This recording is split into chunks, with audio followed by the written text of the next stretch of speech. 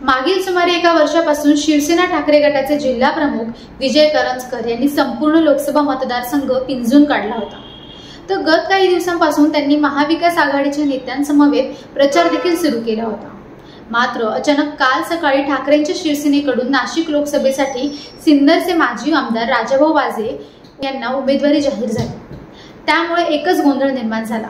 वाजेंना उमेदवारी जाहीर करून ठाकरे गटाने ही एक मोठी राजकीय खेळी असल्याची चर्चा असून वाजेंची उमेदवारी मागे सेनेचे युवा नेते माजी मंत्री आदित्य ठाकरेंची रणनीती असल्याचं बोललं जात आहे। काही महिन्यांपूर्वी झालेल्या नाशिक दौऱ्यात आदित्य ठाकरे यांनी इगतपुरीहून थेट सिन्नर गाठले होते।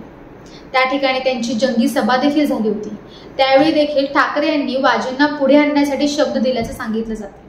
तर करंजकर यांच्या नावाला काही स्थानिक पदाधिकाऱ्यांचा देखील विरोध होता, अशी दबकी आवाजात चर्चा आहे। करंजकर हे 2014 आणि 2019 या दोन्ही वेळेच्या लोकसभेसाठी इच्छुक होते। त्यांनी तशी तयारी देखील केली होती, मात्र त्यांना दरवेळी थांबण्याचा सल्ला दिला होता।